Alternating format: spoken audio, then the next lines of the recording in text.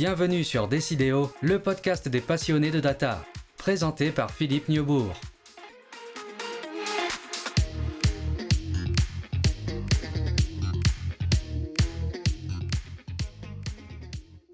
IBM se lance à son tour dans le data mesh et les data products.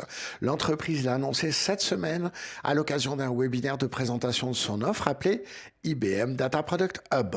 Cette tendance, le shift left, consiste à transférer peu à peu la responsabilité des data aux utilisateurs métiers et l'autonomie qui va avec.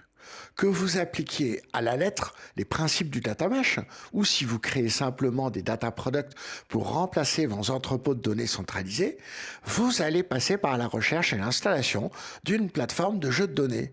Amazon, SAP, Microsoft, mais également des éditeurs spécialisés comme Zenea, Meta-Analysis ou Orchestra Data se sont lancés dans la course. Nous en avons déjà parlé ici. Signe que le sujet du data mesh devient incontournable, IBM se lance à son tour. Difficile de remettre en question ses habitudes de centralisation.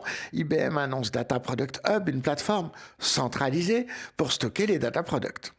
Les sources de données sont des entrepôts de données ou des lakehouse. 57 connecteurs sont annoncés. Les jeux de données peuvent ensuite être analysés avec Tableau, Watsonix de IBM ou encore en Python via la librairie Pandas. Le plan de développement prévoit l'incorporation d'IA générative dans les prochaines versions, fin 2024 et début 2025. Les consommateurs de données peuvent envoyer des requêtes demandant à accéder aux données qui les intéressent. Les producteurs de données peuvent personnaliser les formats de génération des jeux de données pour s'adapter aux besoins de leurs consommateurs. La gouvernance de l'ensemble est bien sûr facilitée. Si vous utilisez le catalogue de données IBM Knowledge Catalog, le Data Product Hub pourra s'y connecter. Une intégration avec Informatica est prévue fin 2024. Les jeux de données peuvent être générés et stockés ou pourront être virtualisés également à partir de fin 2024.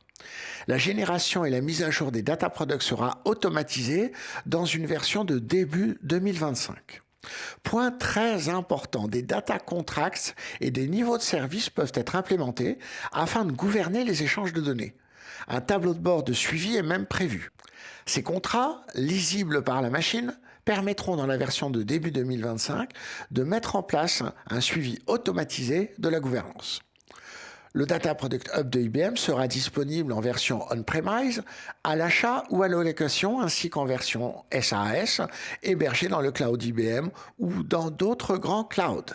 Une version d'essai de 60 jours sera proposée par l'éditeur.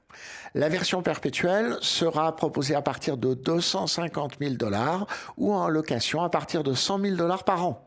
Le Data Product Hub est un nouveau composant ajouté à la Data Fabric de IBM.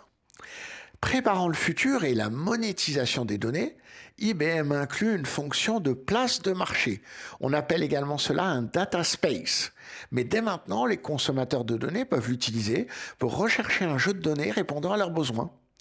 Avec toutes les difficultés que l'on constate lors des tentatives de création de catalogues de données métiers, on peut espérer que les catalogues de jeux de données seront adoptés par les producteurs et les consommateurs et seront alors correctement catalogués. On se retrouve très bientôt sur Décidéo pour un nouveau podcast des passionnés de data.